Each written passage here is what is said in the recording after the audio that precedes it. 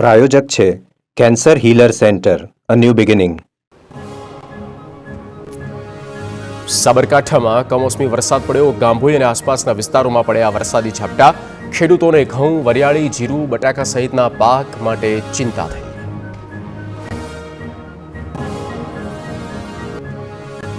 રાજ્યમાં સાયક્લોનિક સર્ક્યુલેશનને કારણે રહેશે વાદળછાયું વાતાવરણ, જેના પગલે ઠંડીમાં વધારો થવાની પણ શક્યતાઓ છે.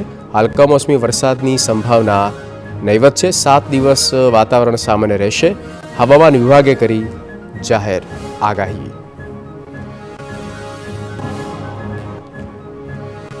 રાજ્યમાં 2 દિવસ હવામાનમાં પલટાની આગાહી. અંબાલાલ પટેલના મતે 3 અને 4 ફેબ્રુઆરી દરમિયાન વાદળછાયું વાતાવરણ રહી શકે. પશ્ચિમી વિક્ષેપને કારણે હવામાનમાં પલટાની શક્યતા વ્યક્ત કરવામાં આવી. અમદાવાદમાં આજથી વાદળો આવવાની પણ શરૂઆત થઈ ગઈ.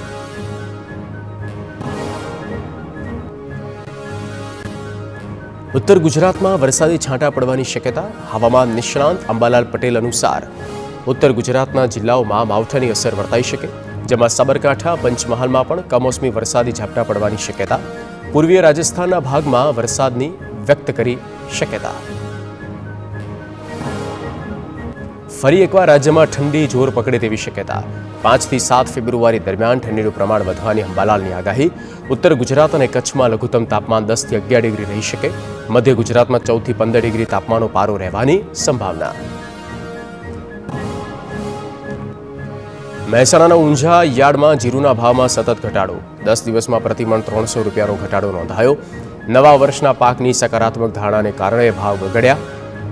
અનુકૂળ વાતાવરણના કારણે પણ બજારમાં જીરુનો ભાવ ઘટ્યો.